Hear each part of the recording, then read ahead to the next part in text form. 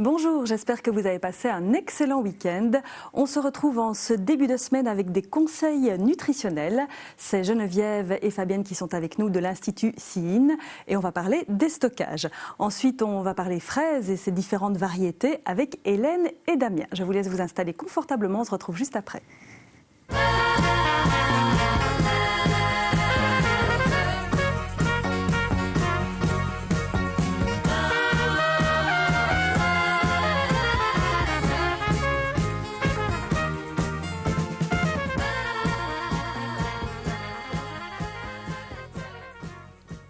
Bonjour les filles.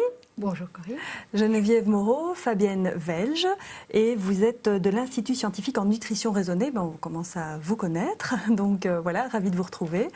On va parler aujourd'hui, les vacances arrivent, on pense remettre ses petites robes d'été, ses petits maillots, ses petits pulls près du corps et on va parler des stockages. C'est la période. Enfin en tout cas c'est la période où on y pense et peut-être plus facile aussi quand il fait bon. Oui. Et on voudrait bien des conseils, surtout pour déstocker et pas reprendre, parce que c'est souvent le problème. Voilà. Voilà.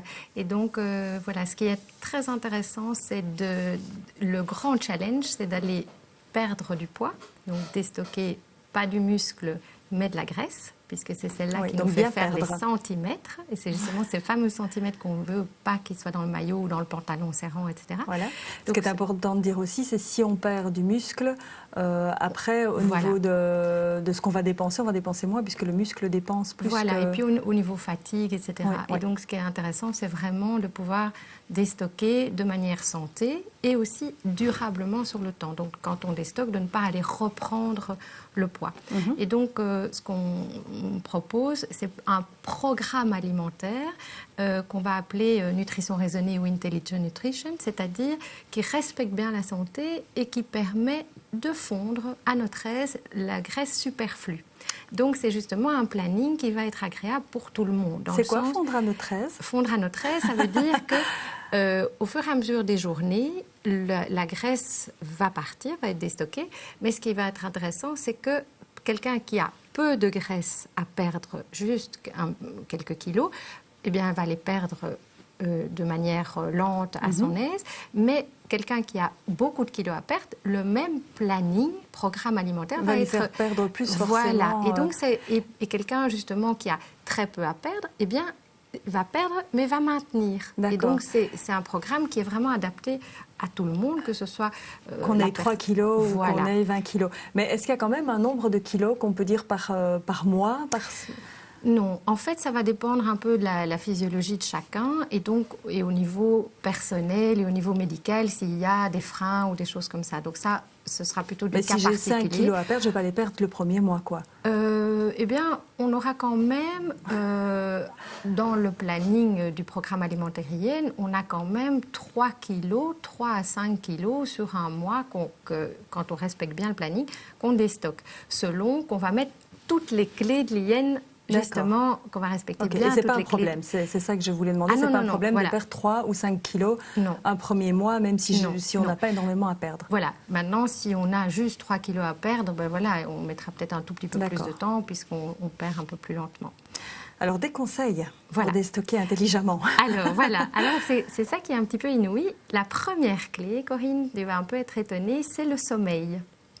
Non, j'avais entendu dire un minimum de sommeil, sinon si on ne dort pas assez, ça j'avais déjà entendu dire. Et donc en fait, on fond nos graisses. Pendant qu'on dort, c'est pas merveilleux ça. C'est justement ça, donc un programme alimentaire en le disant qu'on dort, c'est vraiment génial. Et donc les heures à laquelle on va déstocker, ce sont justement nos heures de rythme profond et donc ils vont être les heures tôt, c'est-à-dire les heures avant minuit. Tu refais encore avec les heures avant minuit. Voilà, mais donc ça c'est très important. Donc on a ce qu'on appelle les rythmes tôt et les rythmes tard. Les rythmes tôt, c'est les personnes qui ont l'habitude d'aller dormir tôt et se lever tôt. Et donc celles-là, elles vont vraiment fondre leur graisse dans les 3 heures de sommeil profond avant minuit. Imaginons 21h, D'accord. minuit. Et les rythmes tard? Et les rythmes tard, par contre, ça veut dire que c'est des personnes qui ont plus tendance à aller dormir tard, 11h, minuit, et qui, par contre, se veut pas lèvent dire plus très, tard. très tard. Voilà. Oui. Hein. Et donc, ces personnes-là, il faut bien qu'elles respectent leurs heures de sommeil, qu'elles n'aillent pas encore plus tard, vers 2-3 heures du matin, mais plutôt vers les 11h, donc directement Mais on peut prendre quand même, le premier train. Enfin, je veux dire, c'est OK, parce qu'aller dormir à 9h, c'est quand même pas simple, hein, si on a une vie de famille. Oui.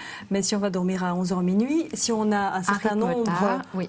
ça va quand même. C'est pas catastrophique. Donc, c'est-à-dire que si on a les premiers coups de pompe, par exemple, vers 9-10 heures, ça c'est un signe qu'on est rythme tôt et donc il faut aller le plus tôt possible vers ces heures-là au lit. Et si on a notre coup de pompe vers 11h Beaucoup minuit plus. Alors, on respecte le rythme vers 11h minuit. Et il y a un nombre d'heures? Alors, donc, ça dépend si on est à un rythme tôt avec un cycle court ou bien un cycle long. Il y a les grands dormeurs et les petits dormeurs. Les grands dormeurs auront besoin de 8 à 10 heures et les petits dormeurs peuvent avoir 6 heures en suffisance. Donc ça, c'est dépend. respecter son rythme en fait. C'est respecter son rythme et donc ce qu'on doit retenir, c'est vraiment quand on a le coup de pompe le soir, regarder l'heure et dire à tous les soirs à 10h30, à 22h30, ça y est, j'ai le coup de pompe. Et là, le plus tôt possible, vers cette heure-là, aller au lit. Ne pas attendre, ne pas se dire, je vais encore ranger tout, etc. Parce que sinon, on perd ces heures et elles ne se rattrapent pas par après. Donc, il vaut mieux ranger le matin, alors, quand on se lève. D'accord. Donc, ça, c'est vraiment la première clé qui est très, très importante. OK. Alors, la deuxième clé, qui va être importante pour déstocker le poids, c'est de se dire, on va éviter tout ce qui est sucre. Pourquoi? Parce que le sucre va faire monter... C'est pas une bonne nouvelle, voilà. Ça, c'est la deuxième clé, mais on va trouver des astuces. En fait, le sucre va faire monter l'insuline. Et dès que l'insuline monte, elle bloque la fonte des graisses. Donc, ça veut dire, imaginons qu'on fait un petit déjeuner très sucré, le corps aura reçu sa dose de sucre et donc il va bloquer la fonte des graisses le restant de la journée. Même si on s'affame tout le restant de la journée, on ne va pas nécessairement déstocker. Et donc, ça, c'est très important de se dire, on va mettre les sucres, on va le voir un petit peu plus tard dans la journée. Et il y a le système de l'indice glycémique. Voilà, c'est justement ça. Donc, c'est le pouvoir sucrant des aliments. Parce qu'il y a des aliments sucrés qui sont quand même un pouvoir... Comme par exemple, si je prends le chocolat noir, il a un pouvoir glycémique en dessous du chocolat... Voilà, le chocolat blanc, le chocolat au lait. Oui. Et donc, c'est justement ça dans le conseil qu'on va organiser. Bien. C'est une question d'habitude. Voilà, ça c'est vraiment je dirais il y a plusieurs clés, ça c'est les deux premières. Et donc on va peut-être donner des petits exemples. On va peut-être justement arriver au déjeuner où il ne faut pas manger sucré, donc des aliments à indice glycémique bas. Oui. Et des protéines. Alors Fabienne, qu'est-ce que tu nous proposes? Oui, donc un petit déjeuner classique, ce serait idéal, c'est par exemple 2 toasts de pain complet, bien sûr, et alors un œuf et du jambon. Alors pour ceux qui ont un peu de problème avec les protéines le matin, on peut penser à un bol de flocons d'avoine avec un yaourt. Ouais. Alors un yaourt ou un yaourt nature complet. N'importe quel jambon? Tu as parlé de jambon. Plutôt jambon cuit. D'accord. Plutôt jambon cuit, jambon cru. Quand même jambon cru? Oui, cru, on fait en espérant pas trop salé. On fait attention si on achète un produit emballé aussi à ce qu'il y a dans le jambon. On évite les sels forcément en régime, enfin les surcharges de sel. Et au niveau fromage, il y a des choses que tu peux nous conseiller le matin? Oui, on peut aussi prendre une portion de fromage à 50 degrés, un petit morceau de comté, 50% de matière grasse, quelque chose comme ça. Donc voilà, pour ceux qui vraiment n'aiment pas du tout tout ça, on peut penser à une crêpe. Une crêpe faite avec un œuf et du lait dans laquelle on met un peu de pâte d'amande complète. De la pâte d'amande complète dans la pâte à crêpe? Non, sur la crêpe. Ah, d'accord. Oui. Donc, au lieu de mettre de la confiture, on fait la crêpe avec du lait et des œufs et une très bonne farine complète. D'accord, donc une pâte à crêpe normale. Oui, à part qu'on ne met pas de la farine blanche hyper raffinée, on met une farine... Mais si elle est au moins T80. Voilà, exactement, tout à fait. Donc on peut expliquer peut-être juste un mot sur la T80. En fait, plus la farine est raffinée, moins bonne elle est. Et plus l'indice, le T, donc derrière le paquet, est élevé, moins elle a été raffinée. Voilà, et en général, pas en dessous de 80. Voilà. Pas en dessous de 80 pour garder les minéraux et les vitamines. Et alors, l'index glycémique de cette farine au-dessus, au moins T80 et au-dessus, Et plus bas.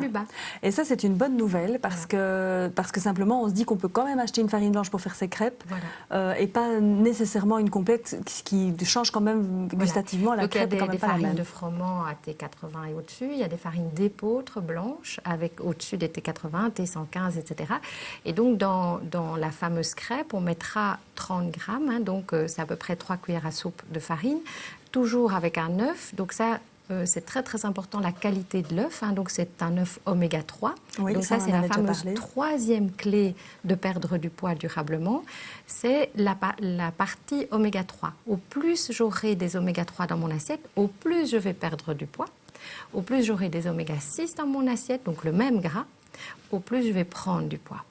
Et donc, la qualité de l'huile va être importante. On va plutôt choisir une huile de colza, donc la même cuillère à soupe, donc au niveau calories entre une huile de colza et donc par ça veut exemple... dire qu'on met de l'huile dans notre crêpe? Donc, on peut mettre de l'huile dans les salades, etc., etc. Mais quand on va cuire la crêpe, on va utiliser un mélange olive-colza. D'accord. Et est-ce qu'on ne peut pas directement ne rien mettre dans sa poêle, mais mettre un petit peu d'huile dans la pâte? Tout à fait. C'est ce que je fais. Et donc, ça doit être quelle huile? L'huile de colza. Colza. Donc l'huile de colza, ça c'est très important, c'est une huile très riche en oméga 3. Par contre, elle peut cuire, mais maximum les 180. Donc dans la poêle, ça veut dire qu'on met le thermostat de l'attaque électrique ou de l'attaque au gaz à la moyenne. Donc pas fort. Si c'est sur 6, on met sur 3. Voilà. Enfin, si ça va jusque 6, on met à 3. C'est ça. Mais ça, c'est très important. Elle ne peut surtout pas fumer. Voilà, donc ça, c'est important. Fumer quand on chauffe l'huile, elle ne peut surtout pas fumer. Elle ne peut pas fumer, d'accord. Super important. Parce qu'alors, on doit aller plutôt on détruit aussi, j'imagine, dans des huiles alors plus saturées, comme les huiles de coco, etc. Et ça, c'est pas intéressant. Mais donc, on n'aura pas les oméga 3, mais au moins, elle pourra aller à haute température si jamais on doit chauffer à haute température. Okay. Donc ça, c'est important pour le petit déjeuner. Et donc, pour déstocker, on a besoin de maximum 30 grammes de tout ce qui est féculent complet. Ça peut être le fameux toast complet, mais 30 grammes, pas plus. Est-ce que le fait qu'il soit mis dans le grille-pain, ça change quelque chose? Oui. Donc, quand on toaste du pain, on augmente l'index glycémique. Donc, il vaut mieux pas, alors? Donc, il vaut mieux pas le toaster. Il vaut mieux toujours travailler avec un pain frais plutôt que de le toaster. Okay. C'est comme les biscottes. Il y a beaucoup de personnes pour le régime qui disent on va prendre des biscottes. Alors que c'est un taux glycémique l'index glycémique est plus haut. Donc toujours, c'est beaucoup mieux d'avoir un pain frais. Alors, ne pas oublier de s'hydrater, c'est très important. Oui, et puis ce qui moi m'intéressait vraiment, c'était l'histoire de la pâte d'amande. Oui. La pâte d'amande, donc c'est un produit tout fait qui existe, qu'on trouve dans les... En grande surface? En grande surface dans un magasin. Et ça peut remplacer le sucre qu'on va mettre sur la crêpe. Et en fait, c'est pas vraiment que ça remplace le sucre parce que c'est pas du agréable. Sucre, mais c'est une pâte à tartiner autre qu'une confiture ou du sucre. Et qui convient mieux. Et qui convient mieux et qui est protéinée parce que, comme l'a dit Geneviève, très important quand même d'avoir les protéines le matin pour avoir un index de satiété aussi, pour ne pas être toujours en demande d'appétit permanent et pour le régime pour les raisons qu'elle a expliquées précédemment. D'accord. Autre chose, une autre idée que la pâte d'amande? Je pense que avec un petit déjeuner... Faire des crêpes salées. Donc ça, c'est très intéressant. Prendre un avocat et du saumon aussi. Voilà. Ça, c'est si on a un œuf brouillé. C'est plutôt quand on brunch, un œuf à la coque. Dans la crêpe? Dans les œufs. Donc quand on fait... mais sur la crêpe, on peut mettre du jambon et du fromage et légèrement mettre la crêpe salée, si on a envie. Oui. Ou alors vraiment le déjeuner protéiné. Voilà. Vraiment pour les personnes qui on ont évite vraiment besoin... Oui.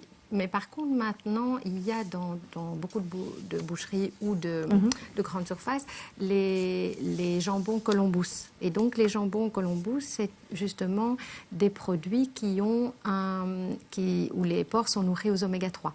C'est-à-dire avec les graines de lin, etc. Ça veut dire que le gras du cochon, du jambon, va être oméga 3. Donc ne va pas vous faire prendre du poids par rapport à une filière de porc nourrie au maïs et au soja qui sont, eux, oméga 6 et donc qui nous font prendre le poids. Ok. On s'hydrate bien? On s'hydrate à fond. Et donc, mais attention, pas avec des choses sucrées. Donc le matin, pas avec un jus de fruits, etc. Donc un thé, un café, on reste forcément dans la même optique. Voilà, mais pas sucré le café, évidemment. Et du lait dans le café, ça on peut? On peut, il n'y a pas de souci. Si vraiment on est très accro au goût du sucre, sur la fameuse crêpe ou dans le café, on pourrait à la limite mettre un tout petit peu de stevia. D'accord. Parce que ça ne monte pas l'insuline, on ne va pas empêcher le déstockage des graisses et donc c'est pratique. On passe au repas suivant. Voilà. On a bien compris que le déjeuner était hyper important. Très, très important. Très, très important. Rien qui... Changer nos habitudes. Voilà. Et ce qui est peut-être important de dire aussi aux gens, c'est vrai que ce qui peut être rassurant, moi je vais le tester, hein, donc je vous dirai quoi en septembre. Déjà ce petit déjeuner, parce que c'est finalement c'est qu'une question d'habitude. Je crois qu'une fois qu'on s'est habitué, ça passe tout seul. Hein. Oui, et puis d'être créatif, d'alterner. Une fois un œuf à la coque, un œuf brouillé, un œuf sur le plat, et puis parfois une crêpe, parfois un cake où on l'a sucré au stevia, etc., pour avoir l'apport pareil, protéique. toujours avec la farine. Toujours. Et pas dépasser les 30 grammes au niveau féculent. Donc soit de pain complet, soit de farine. Et pas oublier les 2 portions de protéines. Donc c'est un œuf plus les 2 tranches de jambon ou un œuf plus les 50 grammes de fromage. Le petit déjeuner est super important. Dès que le petit déjeuner est parti, hop, la journée est partie. Le reste de la journée, ça c'est une super bonne nouvelle. Au dîner ? Au dîner, les légumes à volonté, sous toutes ses formes, légumes cuits, légumes crus, en soupe, en cuit, etc. Il y a quelques légumes qui montent l'insuline et donc qu'on retient et qu'on ne prend pas pour l'instant. C'est la carotte, le maïs, l'oignon, le cœur d'artichaut, le cœur de palmier et la betterave. Donc cela l'oignon, c'est un peu plus embêtant. Voilà. Ça. Par contre, l'ail, on peut. Et tous les épices, la ciboulette, pour donner un peu ce goût épicé. Et donc, tous les autres épices, on peut. Donc, tous les légumes. Et alors, au niveau protéines, 150 grammes de tout ce qui est viande, volaille, toujours oméga 3. Donc, ça, c'est important. Et au niveau des poissons, 200 grammes de tout ce qui est poisson et crustacés. Pensez à faire des petites tomates. Et ça peut être un poisson gras. Ça peut être un poisson gras, le fameux maquereau, sardines, etc. Comme ça, on fait d'une pierre deux coups. On a la partie protéique et on a la partie oméga 3.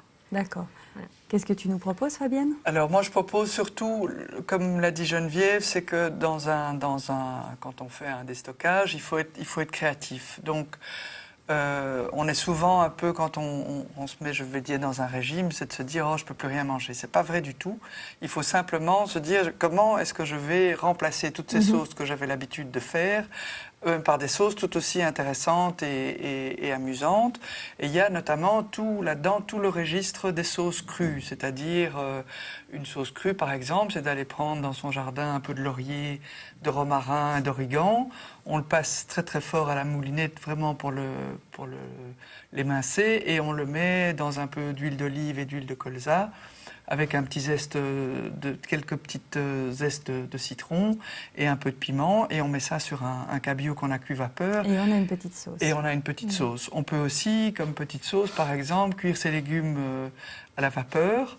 On récupère dans le cuiseur vapeur l'eau de cuisson des légumes. Et on met ça avec un peu d'ail, de l'huile d'olive, quelques pignons de pain, et on mixe le tout très très fort, et on a une sauce, une super sauce. On peut servir aussi de la courgette mixée comme... On peut la courgette. Alors on peut faire aussi un bon pesto avec par exemple des poivrons, des tomates, de l'ail et de nouveau des herbes. Moi, je pense qu'il est très, très important vraiment de prendre tout ce qu'on a comme herbes et épices, parce que c'est un festival, c'est créatif.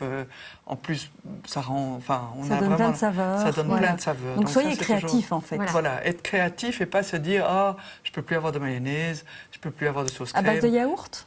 On peut faire des sauces à base de yaourt. On a mis donc, sur le site internet la mayonnaise Yen. Donc c'est une mayonnaise avec l'huile de colza, l'œuf oméga 3, etc. Donc il ne fait vraiment pas prendre belle alternative du aussi. Poids. Et donc dans la quantité de... Voilà. Et ça, c'est la bonne nouvelle du jour aussi. Voilà. On peut faire sa mayonnaise soi-même et elle ne va pas faire grossir. Voilà, exactement. Et on a droit quand même à 2 cuillères à soupe tous les jours du bon gras. Donc, soit mayonnaise au colza, soit une huile d'olive colza, etc. Donc, on ne doit pas manger sans gras. Le sans gras est un petit peu révolu. Il faut vraiment maintenant manger ce qu'on appelle du bon gras. Mieux gras. Il faut plutôt manger sans sucre que sans gras. D'accord. Et donc, vraiment, même au restaurant, une viande grillée avec un légume de saison, chaque fois redemander une petite coupelle de légumes en supplément. Voilà. Ce qu'il faut faire attention à midi, c'est de ne pas toucher au pain de la corbeille, etc. Les féculents, pas trop dans la période de déstockage. Après, on peut les réintégrer. Mais pendant cette période. Au restaurant, c'est une bonne idée dont tu parles, c'est de demander au restaurateur, vous mettez 2 portions de légumes. Une salade en plus, ou 2 portions de légumes plutôt que du pain. Voilà. Ou plutôt que le pomme de terre. Oui, que le féculent. Oui. Est-ce qu'on a droit à une petite collation dans la période des stockages? Voilà, dans l'après-midi, donc à 16h, dans l'après-midi, on va faire un goûter. Et donc là, on va travailler avec des fruits, les 150 grammes de fruits, et justement des fruits à index glycémique bas, comme la fraise, mais également, on peut mettre la pomme, on peut mettre l'orange, les abricots, les prunes, les fruits de saison, la pêche, le melon, donc c'est l'équivalent d'un demi-melon, un quart de pastèque, etc. Et on va ajouter à ça une petite poignée de fruits secs, donc à peu près 8 fruits secs, les amandes, noix, noisettes, noix de cajou, noix du Brésil pour le sélénium. Et pour vraiment les accros du chocolat noir, comme tu disais bien, pour l'index glycémique, donc au-dessus de 70%, on peut remplacer par exemple les fruits secs par 50 grammes de chocolat noir si c'est du plus de 70%. Donc ça, c'est intéressant. Et finalement, c'est pas si dur que ça. Non. Et alors, pour les personnes qui disent « Oh là là, je dois attendre très longtemps avant le souper, et donc j'aurai faim juste avec mon fruit et mon petit morceau de chocolat », elles peuvent rajouter un petit yaourt, mais toujours nature, jamais aux fruits et jamais sucré, etc. etc. Un grand principe du programme alimentaire IN, c'est pas de light. D'accord, pas de produits light, toujours des bons, vrais produits. D'accord, d'une vache bien nourrie, un vrai lait, pas un lait appauvri, etc., etc. Ça, c'est très important. Et donc, on peut, par exemple, imaginer une petite maquée avec des fraises dedans. Mettre un yaourt et on ajoute... On peut faire des petits smoothies avec les fruits, des choses comme ça, aussi de nouveau pour varier un peu. Un milkshake? Voilà, tout à fait, avec les 100 ml de lait. Donc, c'est l'équivalent d'une portion. Et les fruits en même temps. Et en fait, finalement, 16 heures dans cette période de déstockage est le seul moment où on peut se permettre un peu de sucre, quelque part. Voilà, c'est ça. Le goût un peu sucré du fruit, du chocolat. Mais ça, on le garde pour la suite etc. aussi. Même quand on n'est plus en période de déstockage, on garde ses bonnes habitudes. Voilà. Et pour le goûter, ça reste finalement le seul moment de la journée où on peut s'octroyer. Alors, oui. D'accord. Il y avait une chose intéressante que tout à l'heure, quand tu as parlé de la courgette, c'est qu'on peut faire un gâteau pour le chocolat noir pour le soir, et à la place de mettre la farine pour le 4 heures, à la place de mettre la farine, on met la courgette. D'accord. Donc quand dans une recette on a 250 grammes de farine, on met les 250 grammes de courgette sans la peau, qui va servir de farine, et donc on est dans un légume, donc on ne va pas prendre du poids, et on va sucrer avec la stevia. On met toujours nos œufs oméga 3, on met œufs oméga 3, le chocolat noir, la fameuse courgette, et donc on a un super gâteau au chocolat, moelleux au chocolat. On le cuit comme le gâteau au chocolat classique, à maximum 180 degrés dans le four, et on peut prendre une petite tranche de gâteau chocolat à 4 heures. En fait, c'est juste changer les ingrédients, finalement, tout à fait. quelque part. Et alors, il y a une question qui m'est venue à l'esprit pendant qu'on discutait de cette courgette et du gâteau, mais je ne sais plus. Ah oui, non, je me disais, mais ça n'a rien à voir avec du sucré, mais j'imagine que la soupe, c'est à volonté aussi. À volonté. Seulement pas mettre trop de carottes, oignons au départ. D'accord, ok. Mais éviter sinon, ces légumes-là. Toutes les autres. On peut franchement y aller. Le souper? Alors, le souper, on va voir par rapport à notre état d'urgence, de stress, d'irritabilité et d'envie de vider le frigo. Donc, par exemple, si on a eu des grosses journées très stressantes où on rentre le soir et on dit « Oh là là, moi j'en peux plus, j'ai envie de vider le frigo, j'ai faim, etc. » On va plutôt choisir un souper féculent légumes. Donc justement, des pâtes aux légumes, etc.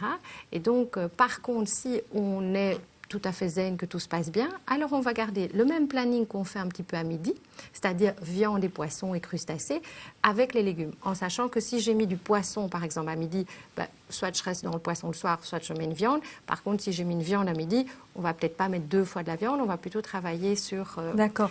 Moi, je voudrais quand même venir sur quelque chose, Geneviève, et là, tu as peut-être une solution, Fabienne, c'est à midi, je n'ai pas nécessairement l'occasion de manger un repas chaud. Si je suis au boulot, que j'ai pas mes tartines, qu'est-ce que je fais?